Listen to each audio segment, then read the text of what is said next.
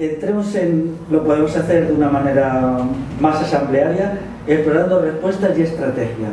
Dada la situación, ahora, ¿qué podríamos hacer, no? Emigrar a Marte. Dicen que hay algo. ¿Te puedo hacer un comentario? Sí, claro. Sobre todo lo que has dicho. A ver, lo que venga ya. Me encanta, me gusta. Estamos aquí matizando porque cuestión muchas Sí. veces de matices. La historia da para eso y para más, por suerte o por desgracia. Pero, entonces, bueno, sobre el siglo XIV, sobre los romanos, todo esto no voy a entrar. Ya te digo que estaríamos aquí hasta después de todos los santos, ¿no? Pero sí un punto concreto sobre lo que has dicho al final prácticamente del siglo XVIII, el siglo de las luces. Decir que los ilustrados vacían, o sea, como son anticlericalistas, la mayoría, vacían de contenido a los espíritus de aquel momento, los llenan de no se sabe qué, cuando lo que llenan a la sociedad es de racionalismo. No de escepticismo, no, de racionalismo, puro racionalismo, y gracias a ese momento en que se libera el racionalismo de la imposición ideológica, eclesiástica y en otros aspectos, avanzamos en la ciencia, filosofía, nuevamente, etc. Esta es mi posición, ¿eh? Y creo que hay muchos historiadores que están en esa línea. Bueno, los ilustrados y los filósofos son el antecedente ideológico de la sociedad actual. Lo que tienen de bueno se lo deben a ellos, lo que tienen de malo se lo deben a ellos también, ¿no? Yo en el libro La democracia y el triunfo del Estado dedico un subcapítulo al análisis de todo esto. Yo pienso que es un empobrecimiento de la experiencia humana descomunal, ¿no? Que ellos bueno, pues reducen la experiencia humana a algunas realidades muy elementales y de ahí sale el mundo moderno, ¿no? La Revolución Francesa surge de sus ideas y entonces un juicio sobre la Revolución Francesa es sustantivo. Yo lo hago negativo, yo rechazo la Revolución Francesa y por lo tanto los ilustrados no me convencen. Eso no quiere decir que en ciertos aspectos no puedan ser útiles, ¿no? Pero es una cosa lejana, quizá en otro momento lo pudiéramos tratar. Yo estudié bastante los ilustrados y creo que ellos no ofrecen ningún camino de liberación, entre otras cosas, porque son funcionarios del Estado, ¿no? Ellos sirven a los reyes, ellos trabajan para los reyes. Por lo tanto, podríamos pasar al punto de la situación actual, en qué estrategias nos podemos basar, qué podríamos hacer, ¿no? Que es la parte final del curso, ¿no? Y eso, en todo caso, pues alguna vez. Yo te recomiendo que en el libro mío se dedica un capítulo al estudio de los ilustrados, ¿no?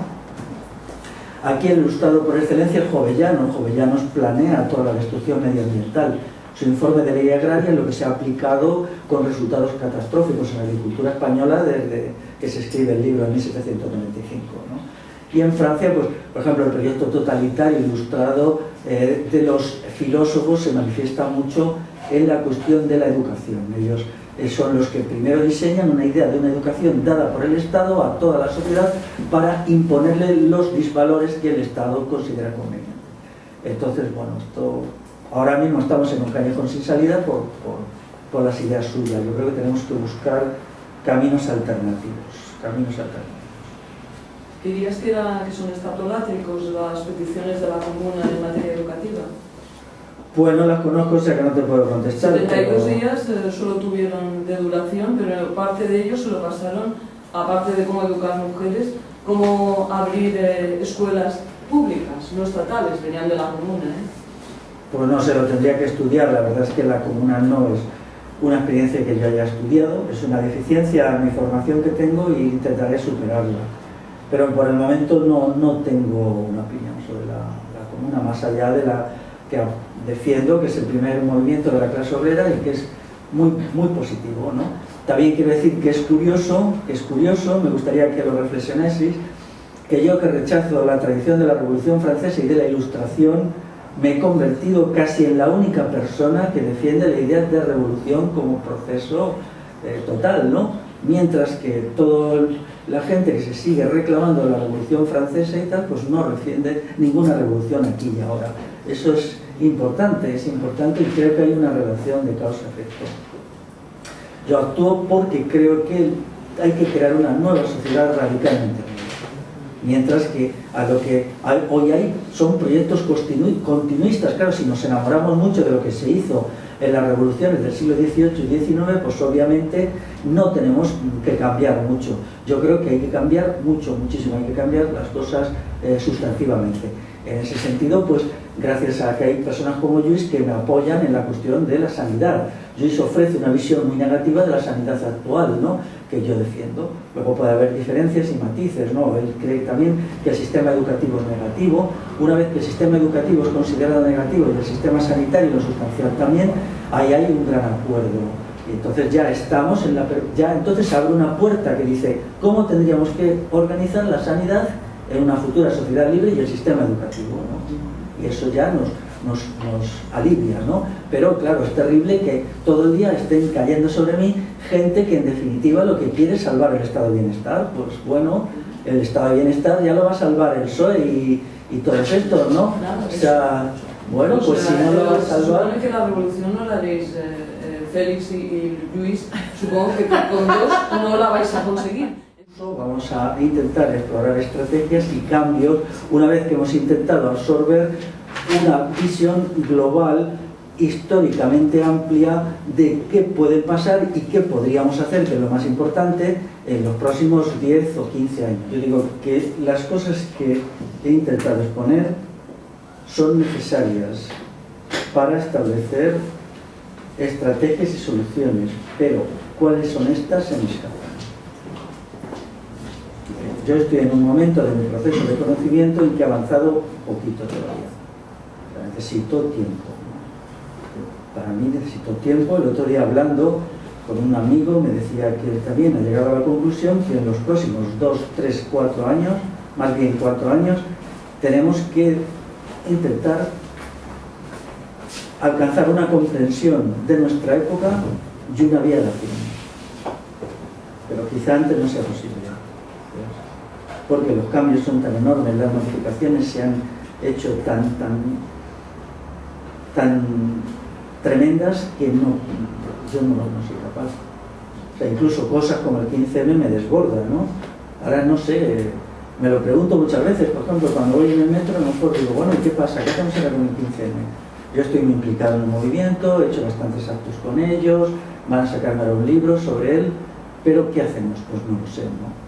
O sea, si yo tuviera que decirlo, no sabría qué decir, ¿no? Pero que no lo sepamos ahora no significa que no sepamos algo dentro de 6 meses, dentro de un año, dentro de 2. Lo importante es persistir en la reflexión, ¿no? En la comprensión mejor de nuestra época y también en estar muy atentos a las respuestas que puedan dar grupos sociales o personas, ¿no? A veces lo que no se le ocurre a uno se le ocurre a otro. O hay movimientos que abren brechas, ¿no?, que abren caminos, que te enseñan novedades, pero mi idea es que tiene que ser algo nuevo, verdaderamente innovador. No puede ser repeticiones del pasado. El pasado está muerto y tiene que estar muerto para mí. O sea, lo que se ha hecho en los últimos 50 años no me merece ningún respeto. Me merece un respeto mínimo, para ser más exactos. Creo que ahora tenemos que explorar caminos nuevos, que sean.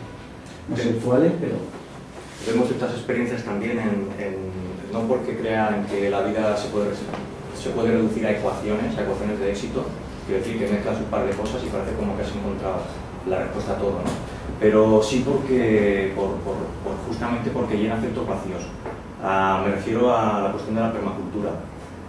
No sé si la conoces, y a mí lo que me atrae y lo que he podido ver en ciertas comunidades y con gente con la que me muevo y tal, es justamente ver que pequeños núcleos son capaces, aunque tengan éxito unos sus objetivos, pero son capaces de introducir primero una ética que se ha perdido y unos principios de actitud. Y a partir de ahí empiezan a desarrollarlo. Otra vez es como, yo lo veo que casi funciona a nivel de autolimpieza en esa contaminación que podemos ver. Y lo interesante que veo también es que, aunque no sea definitivo, sí que puede ser un buen principio para que todos empecemos, quizás, en ese camino que decía al principio de recuperar los ritmos, ¿vale? De empezar otra vez a mirar al otro y verdaderamente trabajar para ver si somos capaces de hacer cosas juntos, de tomar decisiones limpias entre todos. Y con un tema interesante, y es que no solo la permacultura se aplica en zonas rurales, sino en urbes. Y a una nueva interpretación global, ¿no? Por ejemplo, la permacultura no tiene ninguna idea de lo político. Ellos en realidad viven en las grietas del actual sistema, no se proponen transformarlo sustantivamente, ¿entiendes? Entonces están bien como procesos, como algo que es útil, ¿no? Pero es insuficiente. Es necesario ahora mismo una visión integral y una respuesta integral. La crisis es total, entonces tenemos que forzarnos a una respuesta integral que sea creadora. No significa que ahora en este momento tengamos que ser creadores, quizá no podemos, y seguro que no podemos, pero sí que en los próximos años tendría que difundirse entre los sectores sociales más inquietos, entre la gente más inquieta, una idea de innovación y de búsqueda de respuestas nuevas a una nueva situación, a una nueva etapa. Está claro que el mundo que se forma después de la Segunda Guerra Mundial está acabado. Aquí eso quiere decir que el mundo que se forma al final del franquismo. Aquí hay una especie de distorsión que el franquismo introduce, ¿no? Pero bueno, lo que se impone aquí al final del franquismo es lo que se había impuesto en otros países después de la Segunda Guerra Mundial, ¿no?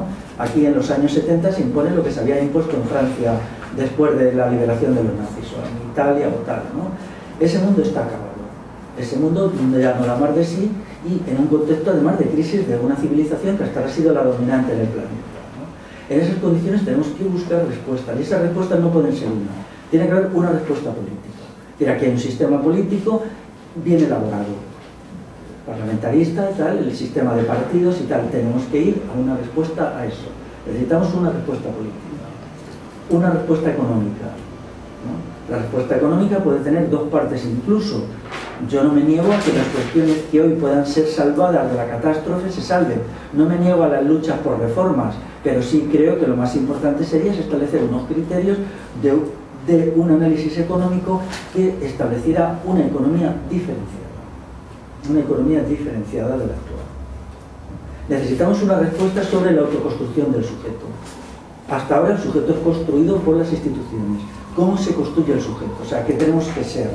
¿No? Como sujetos, nosotros mismos, ¿qué queremos ser? ¿Cómo nos planteamos la cuestión del sujeto? Eso es importantísimo para mí, hasta tal punto que yo creo que lo que yo haya podido aportar en el terreno político y económico o medioambiental está agotado, y lo que yo quiero trabajar es la construcción del sujeto. Creo que es una deficiencia fundamental, ¿no? Yo creo básicamente en el individuo, creo mucho en el individuo. Creo que un individuo, un solo individuo que esté dispuesto a hacer cosas importantes, las hace. O sea, solo basta que use la inteligencia. Es decir, yo creo mucho en la iniciativa individual, pero esa iniciativa no puede redundar en ningún beneficio particular. Eso es el límite que pongo. O sea, toda la iniciativa individual, pero no para uno, sino para el bien de algo que tiene que ser suprapersonal. Uno tiene que renunciar a toda disposición de bien particular, ¿no? Eso puede llevar mucho tiempo. ¿Cómo se hace la construcción del sujeto? Claro, es muy difícil, ¿no? Tiene que tener muchos elementos.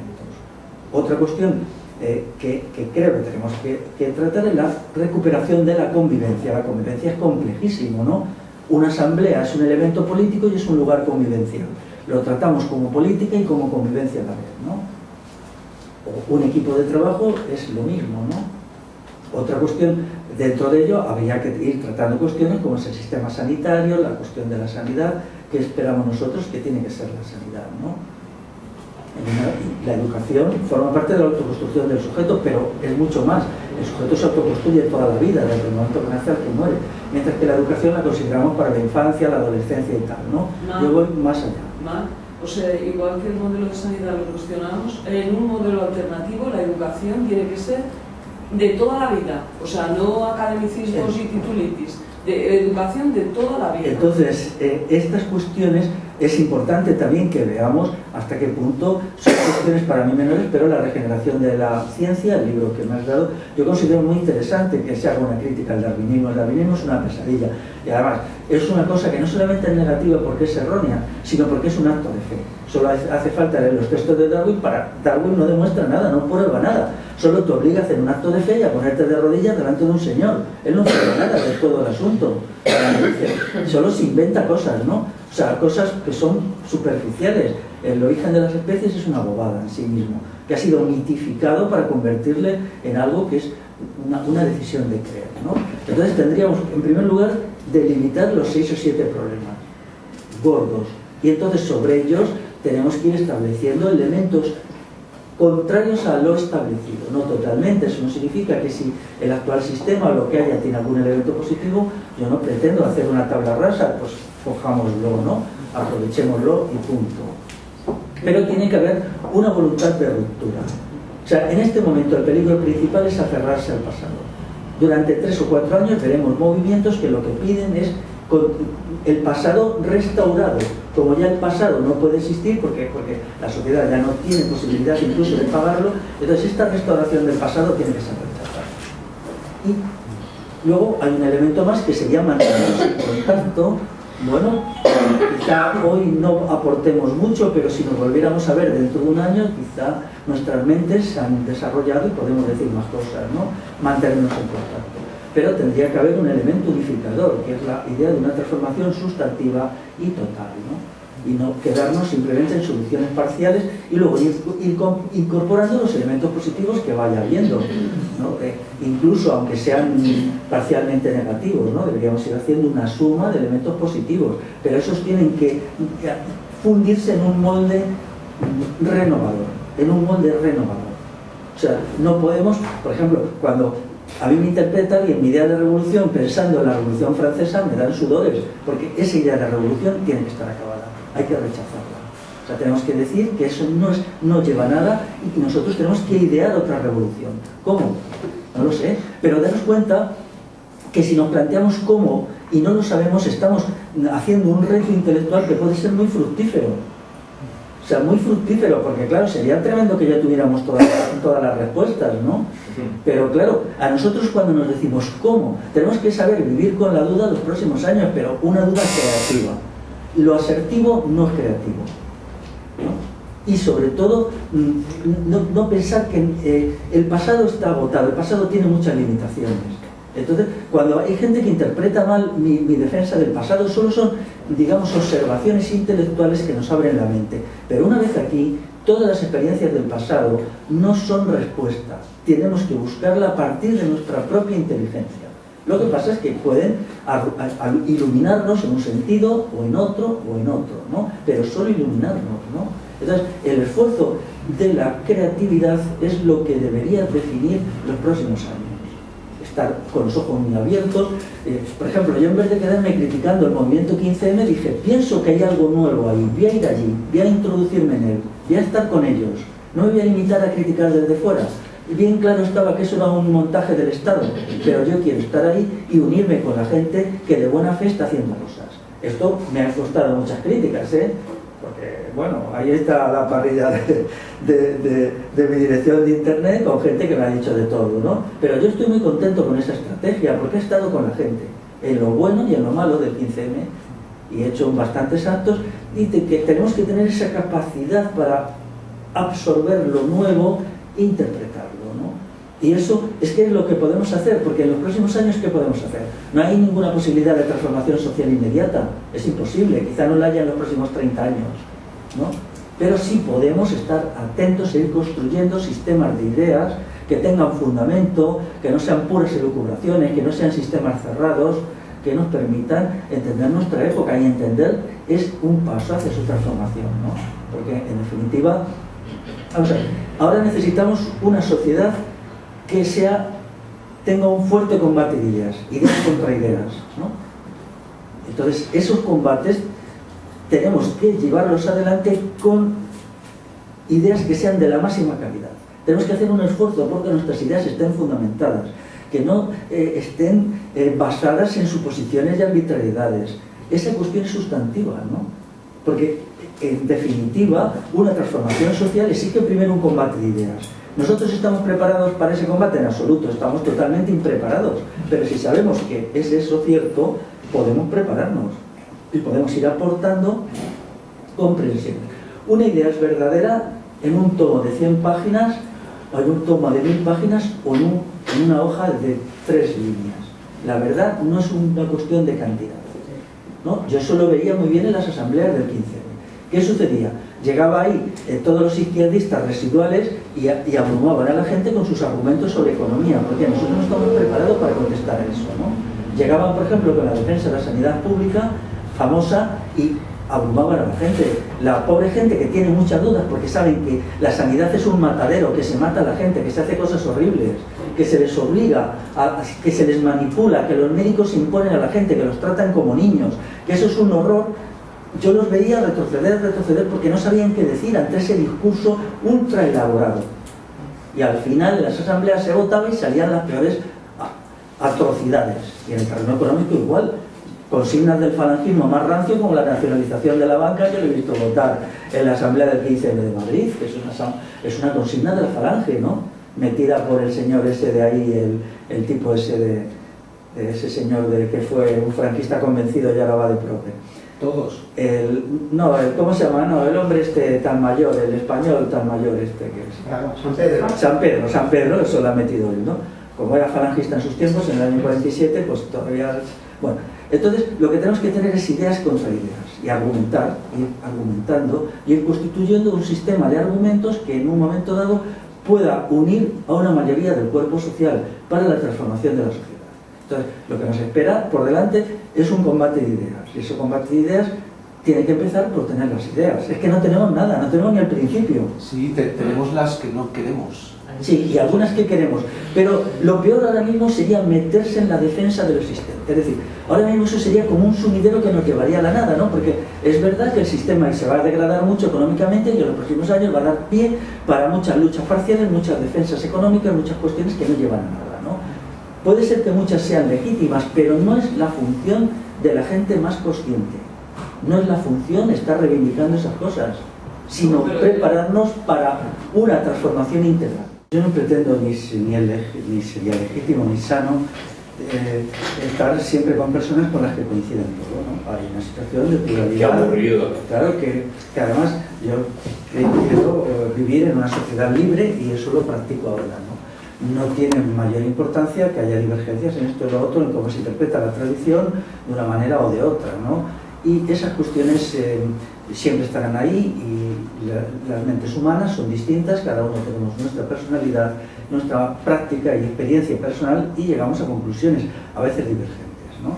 Lo que tenemos que hacer es buscar el elemento común que nos unifica, ¿no? Hay también un elemento común, no todo es diferente entre nosotros, ni mucho menos, hay montones de cosas en común, ¿no? Yo en lo que puedo, y menos alguna que otra metedura de pata, procuro insistir en los elementos que me unen con la gente, porque creo que eso es lo fructífero, ¿no? Y porque pienso que un movimiento de derribar al sistema actual tiene que ser plural, ¿no? Tiene que ser plural. Cuando yo estuve en el 15M en Valladolid, en una plaza, mucha gente, y alguien me preguntó, bueno, ¿y tú qué piensas que vamos a hacer, por ejemplo, con la gente de las diversas religiones? Yo le dije, una revolución tiene que hacerse entre creyentes y no creyentes. La división por las religiones y la creencia o increencia no es sustantiva para mi proyecto, es sustantiva para otro proyecto que yo pueda tener de esclarecimiento de ideas y de pensamiento. Esto lo aclaro porque lo dije y así lo creo, ¿no? Respecto al tema que nos ocupa, vuelvo a leer el título, comprender nuestra época para comprendernos. Yo creo que ahora la tarea más importante que tenemos y tendremos en los próximos años es comprender la realidad que tenemos delante de nosotros. Lo hablo como lo que yo estoy haciendo, es decir, yo este verano ya me volqué completamente en el intento de entender lo que está pasando, luego lo tuve que dejar porque me achucharon algunas cuestiones muy urgentes, ¿no? Pero ahora lo quiero volver a retomar. Me parece que sería muy importante que partamos de la realidad. No estoy desvalorizando los libros que aquí se han citado, solo digo que no es el momento de partir de tal o cual libro, sino de la realidad. Entender la realidad y penetrar en ella y comprenderla en toda su complejidad es lo más importante. Una vez que esto se haya comprendido, tenemos que establecer con qué criterio, ¿no? Para mí el criterio es la transformación integral. Y un tercer paso sería establecer la línea de actuación. Porque si nos marcamos una línea de acción que no es acorde a las condiciones reales, daremos palos de ciego, nos meteremos por caminos que no van a ningún lado y nos perderemos, ¿no? Hay elementos de la realidad muy importantes y entonces esta investigación de la realidad tiene un gran valor. Yo os animo entonces que la realidad económica, la realidad política, la aprendamos todo lo que podamos, ¿no? Y esto puede ser un elemento que nos una, y esto tiene que mantenerse durante, yo entiendo, unos años. Cuanto más luz podamos arrojar sobre tal o cual problema, mejor. Lo que necesitamos es claridad, ideas y verdad en todas las cuestiones. Y eso es lo peculiar de nuestra época, porque nuestra época es la de la confusión extrema en un momento en que las tensiones de todo tipo se tensan. Entonces, la confusión crea parálisis. Lo que tenemos que hacer es aportar claridad hasta donde podamos. A lo mejor no aportamos nada, ¿no? Pero lo tenemos que intentar. Entonces, por eso yo puse el título comprender nuestra época para comprendernos, crisis, caos, declive de Occidente y anuncios de catástrofe. ¿Qué hay detrás de todo esto? Quizá dentro de un año se pueda hacer otro encuentro que se titule ¿cuál puede ser la línea de actuación hoy? Pero dentro de un año. No tenemos que ir demasiado deprisa ni pretender avanzar más de lo que podemos avanzar, ¿no? Si plantamos una bellota no podemos esperar ver una encina de 5 metros de altura el año que viene. Necesitamos, hay una espera lógica, ¿no? Y el proceso de conocimiento es así. Por lo tanto, no son tanto el momento de la acción como un momento de la reflexión. Y luego hay una acción que hay que responder, ¿no? Para que no se me interprete mal, yo estuve en primera fila en los movimientos del 15M y lo he estado en más cosas más, ¿no? Pero, y hay cuestiones que saltan ahí, hay un debate que casi no lo hemos tratado, que es el debate sobre el sistema político. El 15M surgió de una crisis del parlamentarismo y esa cuestión está puesta sobre la mesa. Ahora volverá a aparecer con las elecciones, o sea, qué se hace con el parlamentarismo y cómo se aborda esta cuestión, ¿no? Esto ha dejado fuera de juego a todo el economicismo y también yo estoy por una concepción, aunque Luis diga que no es como la suya, una concepción espiritual, pero no concibo una espiritualidad al margen de la política ni una política al margen de la espiritualidad. No creo que sea necesario explicar que el principal causante de mal moral es el Estado. El Estado es la causa número 1 de mal moral. Yo estoy muy de acuerdo con lo que ha dicho Sevi del egoísmo, pero ¿quién es el que ha educado a la gente en el egoísmo? Lo ha hecho el Estado, las instituciones del Estado. De ahí viene el mal moral. Entonces, una moralidad que no tenga en cuenta el combate político es estéril. Puede llevar como mucho a un crecimiento personal a pequeña escala, ¿no? Entonces, todas estas cuestiones deberíamos tenerlas claras no sé, en 3 o 4 años, ¿no? Luego, ¿qué sucederá? Vendrán tiempos de grandes conflictos y grandes enfrentamientos sociales, eso está muy claro, ¿eh? Y de grandes problemas. Pero si llegamos a ellos con la confusión, ¿qué haremos? Nada. Y esa es mi línea de conducta. Eso es lo que yo me he marcado y estoy haciendo. Muy bueno. Ahora, por ejemplo, quería decirlo también, hay unas tendencias muy fuertes a considerar, muy fuertes, ya veréis cuando salgan, que la Tercera República es la solución a la crisis del parlamentarismo, ¿no? Bueno, yo creo que hay un debate pendiente, que han sido la Primera República, que han sido la Segunda República y qué puede ser la tercera. Esta cuestión sería muy esclarecedora. Y si es conveniente un sistema republicano, si sería, bueno, son cuestiones que se van cayendo encima de la mesa, pero si lo pudiéramos resolver, yo con un amigo estamos intentando hacer un libro sobre este tema, pero no sé si saldrá, a veces los proyectos no salen, pero bueno. Un debate entre tú y García Revijano, bien hecho, sería cojonudo, y que no fuera saboteado, hay que impedirlo. Sí, pero como el de la TUSI. Pero por lo pronto este amigo y yo intentamos hacer un librito como el de Lluís, una cosa así, que aclare, que aporte información sobre lo que fue la Primera y Segunda República y en qué condiciones se puede utilizar la estrategia de Tercera República y por quién. Y esto pues podría ser muy esclarecedor, ¿no? Y por ahí esa es mi línea de trabajo en 2 años. ¿Iría ligado bicentenario? ¿Sería posterior? Es distinto, porque esto sería un libro y lo del bicentenario pues también sería, bueno, sería una cosa más visual, más de contestar a una gran campaña de propaganda, ¿no? Esto pues sería, lo vamos a hacer quizá un amigo y yo, pero bueno, si alguien se quiere incorporar, pues ahí estamos, ¿no? Le estamos dando vueltas, cómo sería y tal, ¿no? O sea, requiere un análisis histórico y un análisis actual, pero partiendo de una idea, que la opción republicana está ahí y se va a usar. Entonces, no podemos esperar a que se haga, porque cuando llegue ya es muy difícil que podamos hacer nada. Tenemos que estar prevenidos antes y explicarlo antes. Partimos de esa idea. Y bueno, para mí sería una satisfacción enorme que el libro estuviera en la calle de aquí a un año. Antes no puede ser, porque no podemos. Y fíjate, si es un libro que nos planteamos más pequeño que ese, de 100 páginas, formato popular pero serio, riguroso, documentado, pero nada de erudiciones, nada. Que lo pueda leer cualquiera en el transporte público o mientras ve la tele incluso. Bueno, hay muchas cosas más que se pueden hacer así, ¿no? Hay más, ¿no? Quizá en un momento, cuando se culminara el análisis de las características de nuestra época, habría que escribirlo. ¿Qué es nuestra época? ¿Qué está pasando? ¿Alguien se anima? ¿No? Surgen muchas ideas interesantes.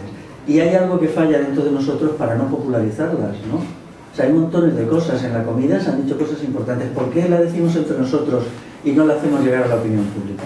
Esa pregunta es muy importante. Porque si la decimos entre nosotros, no se acaba la conversación inmediatamente. ¿Cómo que?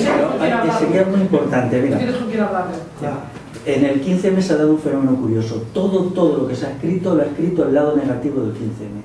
El lado positivo del 15M no ha escrito nada. Nada. O sea, se ha mantenido silencioso. Es una cosa asombrosa de entenderlo, ¿no? ¿Por qué la gente más funesta y más negativa es la que más escribe o la que más está en internet? Y la gente que tiene cosas importantes que decir, aunque sean parciales, y hoy no pueden ser más que parciales, porque las características de nuestra época son esas, ¿por qué no nos animamos a estar constantemente interviniendo con los elementos parciales que tengamos y sin miedo a equivocarnos y hacer presencia? Porque es que para mí es terrible decir, a ver, el lado negativo del 15M, documento, libro, el lado positivo, 0, nada. Conversaciones privadas y cosas así, ¿no? Esto tendría que desaparecer. Tendríamos que tomar conciencia de que tenemos que estar creando opinión pública y delante de la gente, ¿no? Porque sin esperar tampoco a tener grandes cosas acabadas. Si no podemos escribir 10 páginas, escribamos una. Y si no, una línea. Pero esa cuestión la tendría que hacer todo el mundo. El otro día, hablando con una gente que más o menos se mueve en internet, yo decía, bueno, están pasando acontecimientos muy gordos, ¿por qué no llegamos a un acuerdo, gente que tenga páginas o blog importante en internet, y en un momento dado no tratemos, aunque solo sea dentro de internet, un tema de una manera similar, todos a la vez? Eso podría hacer impacto, ¿no? Por ejemplo, que ante un acontecimiento, pues en 30 o 40 existiera una definición. Sí, de las personas que están metidas en esos blogs. ¿Cómo? Impacto de las personas que están metidas en esos blogs. Es que siempre volvemos a los mismos. Nos retroalimentamos. Y somos siempre los mismos. Y ahí está el salir de ahí. Porque mira, no es verdad. Mira, cuando ha llegado el 15M no éramos siempre los mismos. Lo único que ha sucedido es que en las asambleas no teníamos argumentos. Eso ha sucedido. Y nos han dado la paliza porque no teníamos argumentos. Entonces, ¿y por qué? Porque hay montones de cosas que no tratamos. Y las que tratamos a veces no demasiado bien, ¿no? Pero puede ser que vayamos constituyendo una especie de poder paralelo de opinión que pueda transmitir opiniones sobre muchos asuntos, ¿no? Y eso es una idea que está ahí. Ahora bien, para tener ideas buenas hay que crearlas con esfuerzo. Hay que hacerlas llegar. Pero primero crearlas, ¿no? Las ideas convincentes tienen que ser creadas con esfuerzo. No son el resultado de una intuición o de un momento, la lectura de un autor del pasado, nada de eso. Los autores del pasado solo iluminan, no pueden, ¿no? El dogmatismo es muy malo. Entonces, bueno, por mi parte estamos en contacto. Si alguien tiene algo y me lo hace llegar, yo lo leeré con mucha atención. Creo que tengo acá las direcciones de casi toda la gente que está aquí, o toda. Si no la tengo, por favor que me la dé luego. Y bueno, estaremos atentos a la evolución de los próximos años y a ver qué somos capaces de hacer, ¿no? Pero yo tengo una decisión de intervenir. Creo que tenemos que intervenir y no quedarnos simplemente en las conversaciones entre nosotros.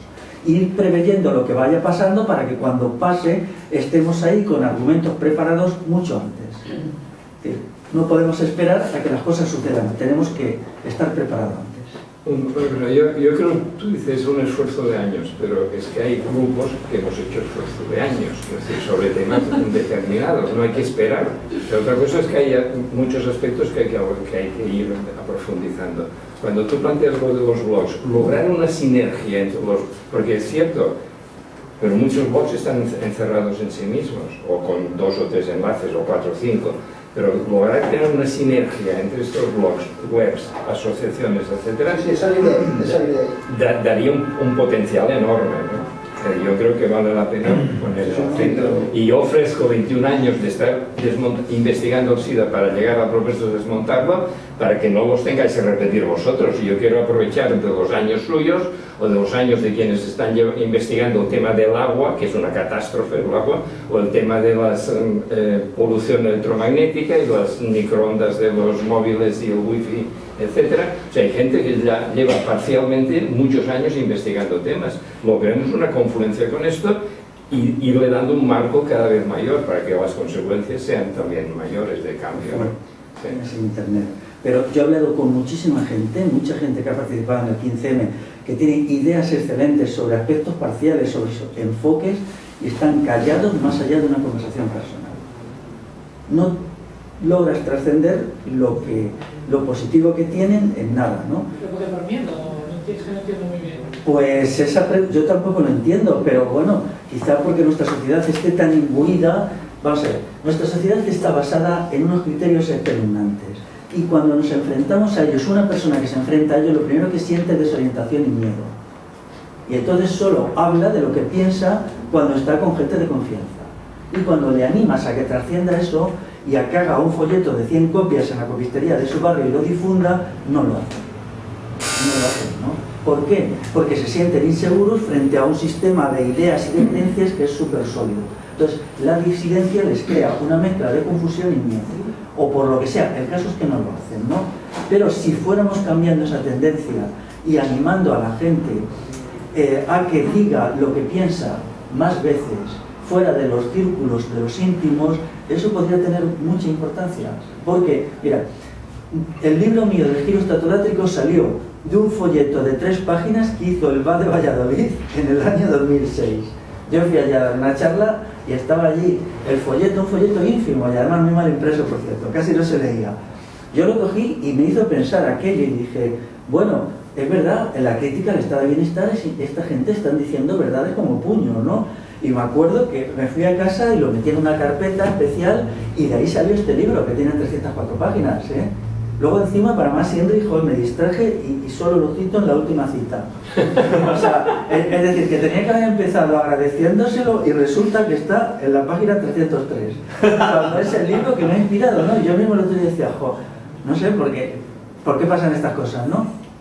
Ellos a lo mejor le dieron una importancia limitada a ese texto, pero para mí me hizo comprender. O sea, y estoy seguro que cosas que nosotros no queremos que pasen o no nos atrevemos de nuestros ambientes íntimos podrían iluminar a mucha gente en cuestiones fundamentales, ¿no?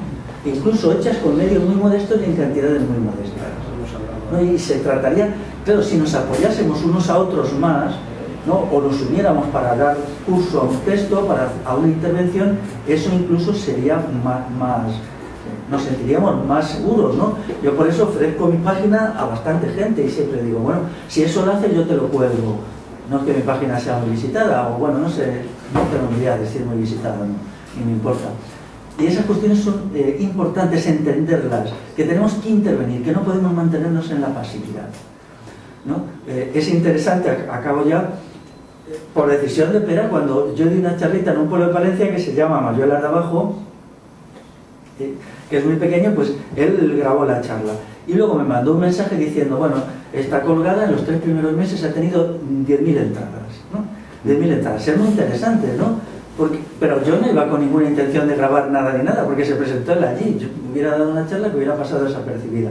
El que haya tenido ahora ya más de 10.000 entradas y mucha gente me ha llamado y me ha hecho comentarios sobre esa charla, significa que hay que tener un espíritu de acción y ofensiva, y no solamente de reserva, ¿no? Eso hay que aceptar. Bueno, si me equivoco, ¿no? Si se me tiran encima, se me tiran encima. Hay que aceptar eso y aceptarlo con seguridad, ¿no? Pero el lanzarse es un tema de entreno también, es decir, que por eso yo estoy haciendo un curso de formación de desmontadores del SIDA, para entrenarse en desmonte del SIDA, entrenarse en que lo que uno piensa lo llegue a escribir, lo que uno llegue a escribir se atreva a hacerlo circular, pequeño, firmado o no firmado, o sea, todo esto es un entreno hasta atreverte a dar la cara a riesgo de que te la rompan, pero bueno. Estamos todo lo unidos que podamos para seguir haciendo cosas interesantes en los próximos años. Es lo único que se me ocurre. Sí. Y yo aprovecho para eso, alimentarnos en una fecundación mutua y os invito Fecundación mutua. fecundación mutua, no necesariamente a nivel fisiológico. Sí, Y os animo también, aprovechando, a que conozcáis Pro 21 y si puede ser os hagáis socios, porque es la única posibilidad de que el año que viene podamos reunirnos aquí en un local y no tengamos que ir a alquilar no sé dónde, en no sé qué. Muy bien, pues. Bueno, gracias. Bueno.